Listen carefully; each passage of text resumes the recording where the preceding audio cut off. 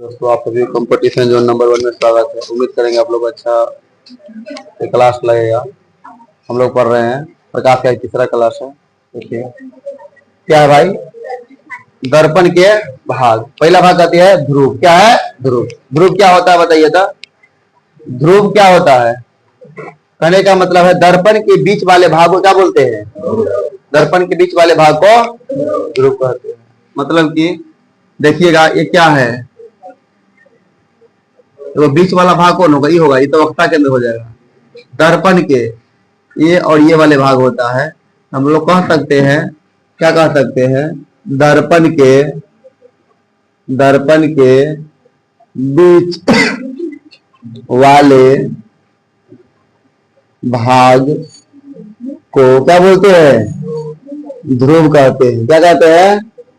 दर्पण के बीच वाले भाग को क्या बोलते हैं? ध्रुव कहते हैं। इसको पोल भी कहा जाता है, ठीक ना। ध्रुव को P द्वारा सूचित किया जाता है। लिखेंगे ध्रुव को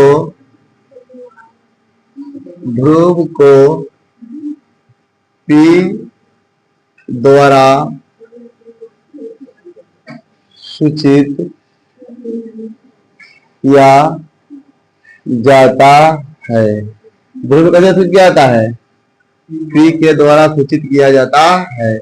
यहाँ पर ये क्या बन गया? ये आपका ध्रुव। कहते हैं ध्रुव। ये क्या है? ध्रुव है। ध्रुव को कैसे सूचित करते हैं? P के द्वारा सूचित किया जाता है। कोई दिक्कत है ना? ध्रुव क्या होता है? दर्पण के बीच वाले भाग को, दर्पण है कि नहीं है? अच्छा, बीच वाला भाग कौन है बताओ तो? यही ना है। तो दर्पण के बीच वाले भाग को ध्रुव कहते हैं। आगे लिखना है वक्रता केंद्र। क्या लिखना है? वक्रता केंद्र।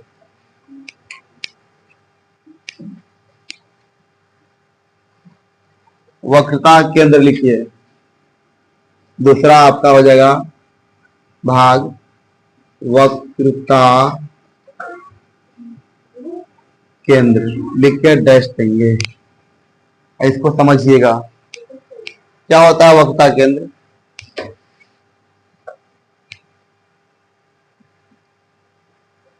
बोलो, गोलीय दर्पण के केंद्र को क्या कहते हैं? वक्रता केंद्र का। गोलीय दर्पण के केंद्र को वक्रता केंद्र कहते हैं। ऐसे भी कह सकते हैं गोलीय दर्पण जिस गोले का भाग होता है उस गोले के केंद्र को वक्रता केंद्र कहते हैं।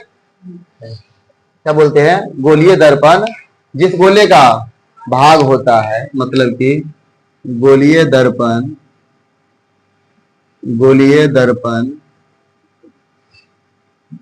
भाग होता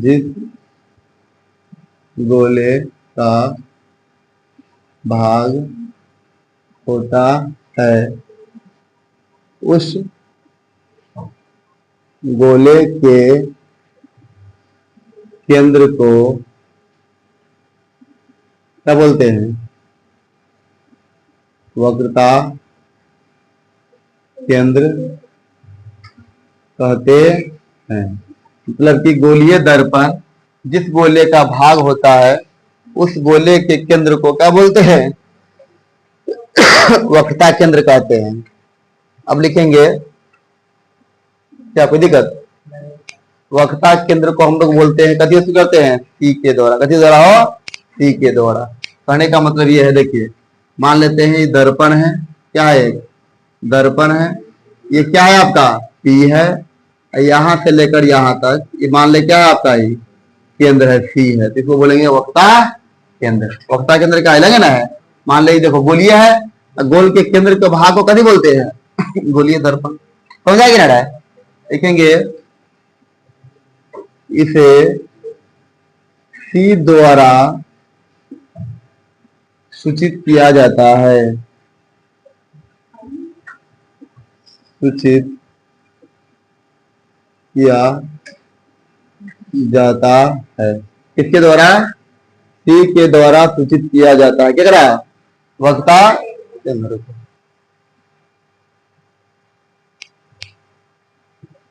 कोई दिक्कत है ना? अब हम लोग पढ़ेंगे वक्रता तिर्य्या। क्या पढ़ेंगे? वक्रता तिर्य्या। लिखिए तीसरा वक्रता त्रिज्या।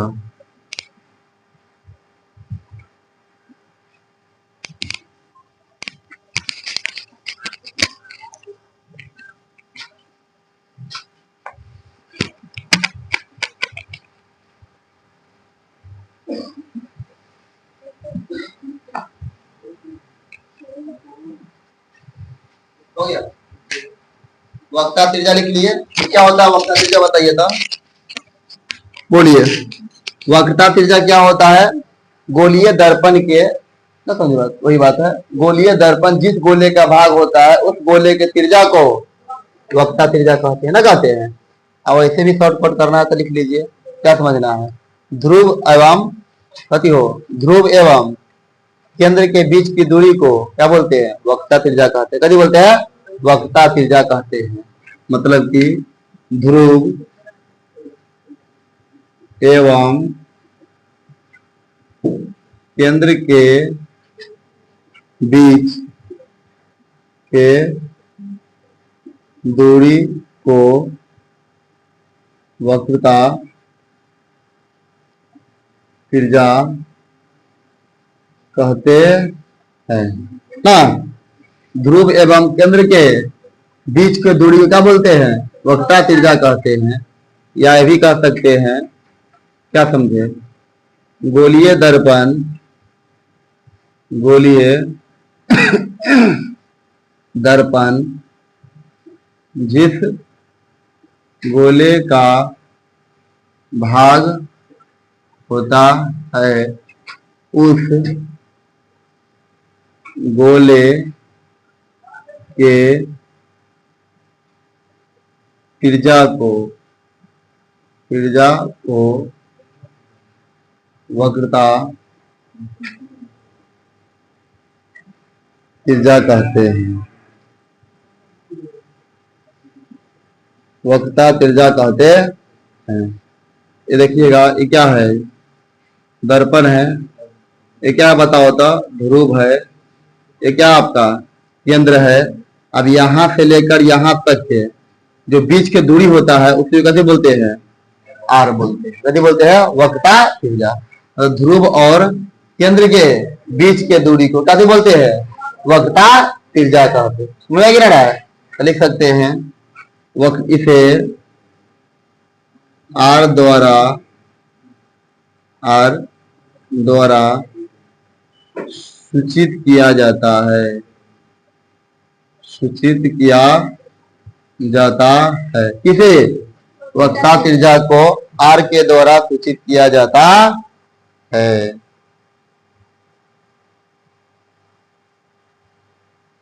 ना अब लिखेंगे फोकस। क्या लिखेंगे मेरे भाई? फोकस। बोकस ना, फोकस। ठीक है, इसको हटा दे ऊपर का वाले को।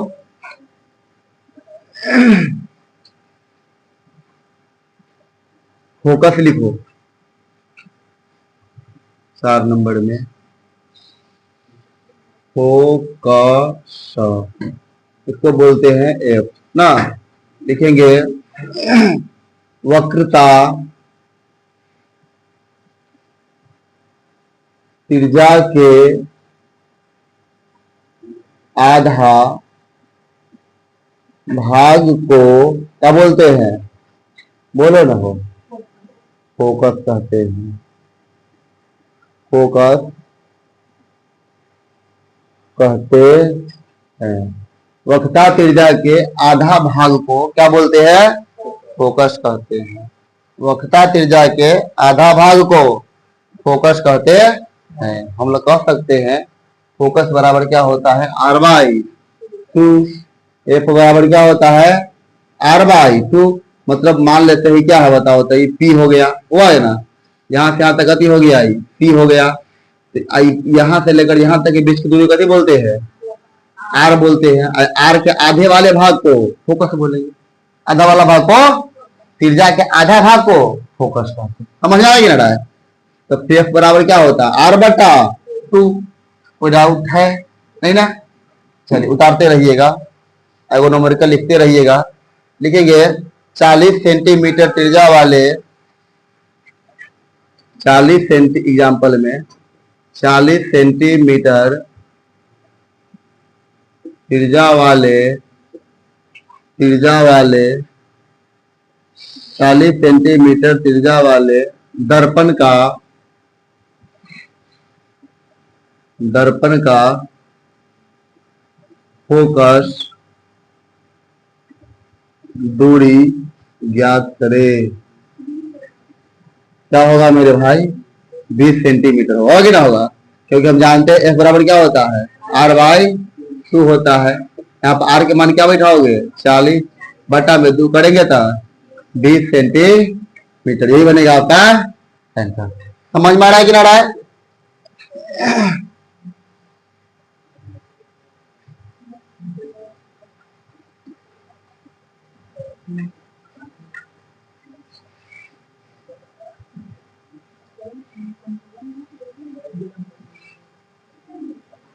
समझ में आता होगा ना? समझो, कोई डाउट यहाँ तक नहीं ना है? अब लिखेंगे हम लोग बिंब। क्या लिखेंगे? बिंब। बिंब लिख के डैश दीजिए। बिंब।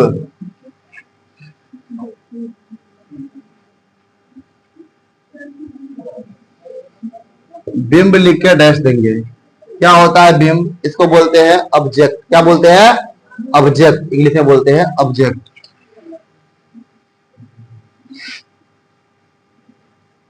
क्या बोलेंगे? ऑब्जेक्ट। किसी भी वस्तु को क्या कहा जाता है? बिंब कहते हैं। किसी वस्तु को हम क्या है? बिंब। तो क्या है? बिंब है। हम वस्तु है कि नहीं है? तो किसी भी वस्तु को हम लोग क्या बोलते हैं? बिंब कहते हैं। क्या बोलते हैं? बिंब कहा जाता है। अच्छा, अभी बताया कुछ देर पहले, वस्तु हमेशा दाईं ओर रहता है कि बाईं ओर रहता है? बाईं ओर। तो बाईं ओर ना रहता है, कलई किया जाता है दाईं ओर, तो वस्तु को रखेंगे बाईं ओर। तो क्वेश्चन पूछेगा बिंब हमेशा किस दिशा में रहता है? दाईं ओर की बाईं ओर? बाईं ओर। घुटू के कला बोले छे, इधर हो, बाईं ओर होती है। बिंब हमेशा दर्पण के बाईं ओर होती है। तो पहले बिंब है क्या? तो लिख लो, किसी भी वस्तु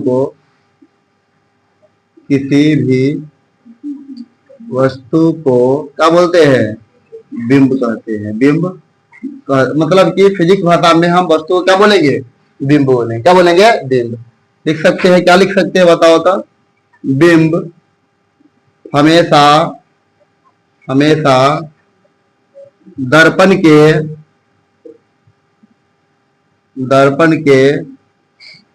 बाईं ओर होती है। बिंब हमेशा दर्पण के बाईं ओर होती है। किधर होती है? बाईं ओर होती है। अच्छा बताइएगा, बिंब हमेशा कैसा होता है? जो बिंब होता है हमेशा कैसा होता है? निगेटिव होता है। कैसा होता है? निगेटिव होता है। लिखिएगा, बिंब हमेशा निगेटिव, ऋणात्मक अर्थात निगेटिव होता है।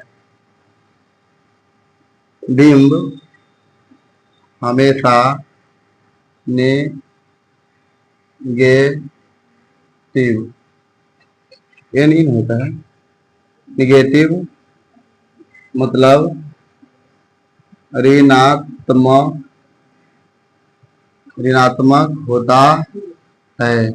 बिंब हमेशा कैसा होता है मेरे भाई? ऋणात्मक होता है। खत्म जवाब। लिखेंगे बिंब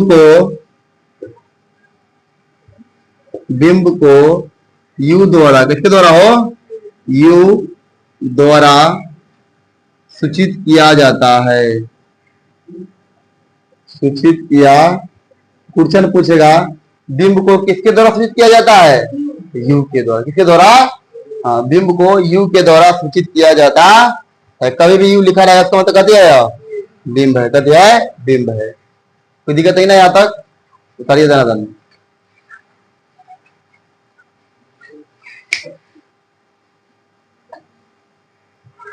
चलिए, प्रतिबिंब क्या है बताओ तो? बिंब समझा? किसी वस्तु को क्या बोलते हैं हम? बिंब कहते हैं। प्रतिबिंब क्या होता है बताइए तो? दर्पण के अंदर जहां किरण मिलती है उसे कभी बोलते हैं? प्रतिबिंब होता है। कैसे? मान लीजिए दर्पण के अंदर जहां किरण मिलती है उसे क्या बोलते हैं? प्रतिबिंब। कभी बोलते हैं? प्रतिबिंब कहते हैं। इतना हो तो लिख लीजिएगा, दर्पण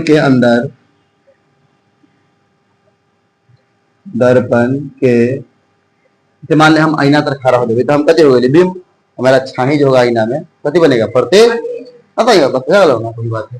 दर्पण के अंदर, दर्पण के अंदर जहां किरण मिलती है, जहां किरण मिलती है, दर्पण के अंदर जहां किरण मिलती है उसे प्रतिबिंब कहते हैं, उसे प्रतिबिंब कहते हैं। क्या बोलते हैं? प्रतिबिंब कहते हैं। इसे भी के द्वारा सूचित किया जाता है, इसे भी के द्वारा सूचित किया जाता है। किसके द्वारा? भी के द्वारा सूचित किया जाता है। क्या करा हो? प्रतिबिंब के। बताइएगा प्रतिबिंब कैसा होता है? धनात्मक एवं ऋणात्मक दोनों होता है। लिख लो, यह धनात्मक एवं ऋणात्मक दोनों होता है।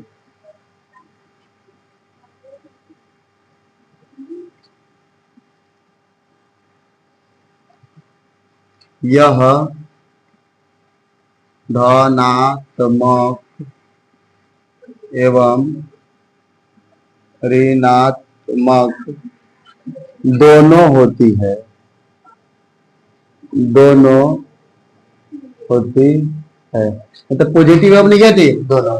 आप लोग पिछले बार पढ़े होइएगा आप लोग का थी प्रतिबिंब के।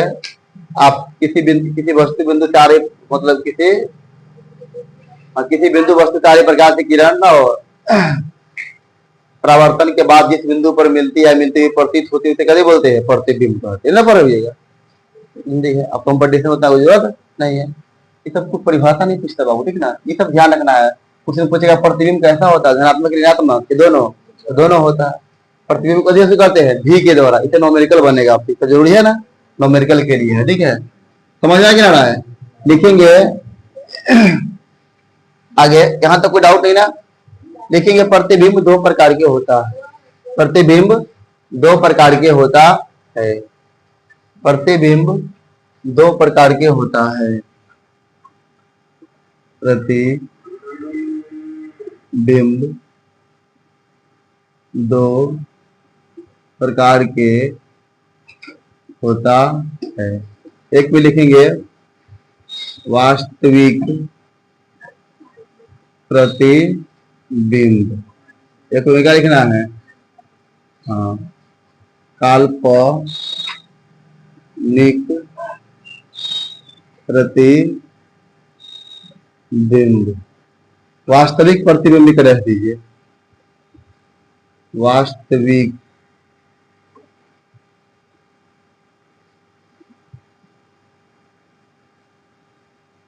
वास्तविक प्रतिबिंब लिख के डैश दो, वास्तविक प्रतिबिंब।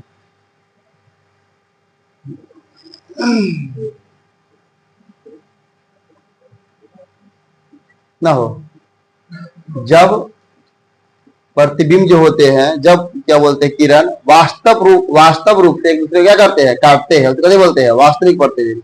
और काटते हुए प्रतीत होता है उसे कभी बोलते हैं काल्पनिक प्रतिबिंब। समझ जाते? किसी बिंदु वस्तु चारे प्रकाश से किरण परावर्तन के बाद जिस बिंदु पर वास्तविक रूप से काटती है उसे क्या बोलते हैं? अब किसी बिंदु वस्तु कला लिखा है उतना बात ना, तुझे डायरेक्ट लिख क्या लिख लेना, जब किरण वास्तव में एक दूसरे को काटती है। जब किरण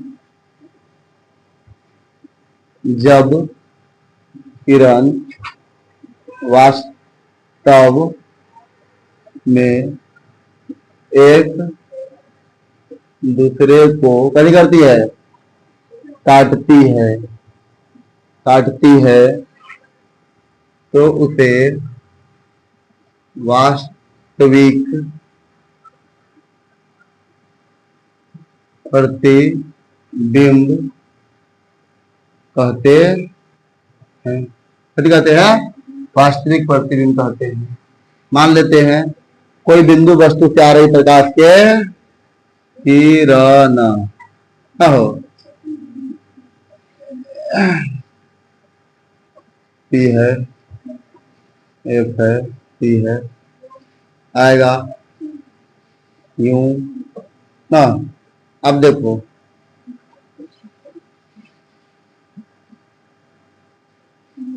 यहां पर जो है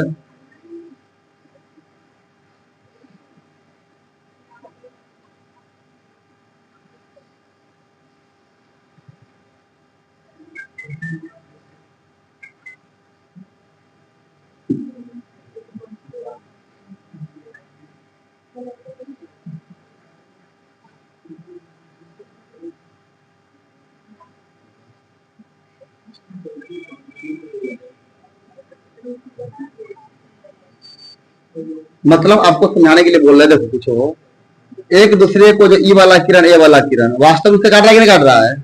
तो कैसे बोलते हैं वास्तविक प्रतिबिंब। कहीं मिलती हुई प्रतीत होता है ना डैश के रूप में, तो क्या हो जाता है यार काल्पनिक प्रतिबिंब। मतलब कि जब एक दूसरे को वास्तव रूप से क्रॉस करते तो क्या बोलते हैं, ऐसे डॉट डॉट डॉट मिलाता तो क्या हो जाता है यार ना। समझ वही बात है। जब किरण वास्तव में एक दूसरे को काटते तो क्या बोलते हैं वास्तविक प्रतिबिंब कहते हैं। देखिए इसे पर्दे पर उतारा जा सकता है। कुछ पूछता रहता है कौन प्रतिबिंब को पर्दा पर उतारा जा सकता है? वास्तविक प्रतिबिंब को पर्दे पर उतारा जा सकता है। देखेंगे इसे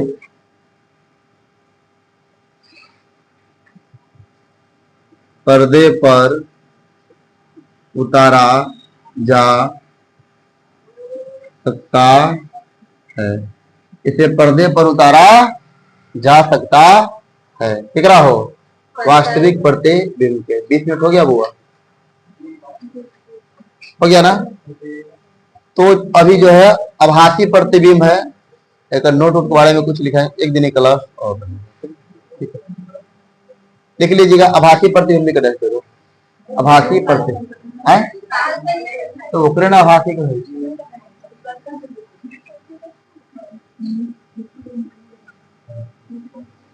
काल्पनिक या आभासी प्रतिबिंब,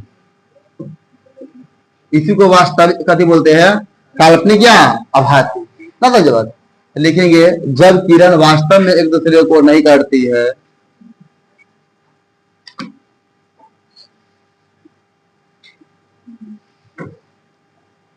जब किरण वास्तव में एक दूसरे को नहीं काटती है और काटती हुई प्रतीत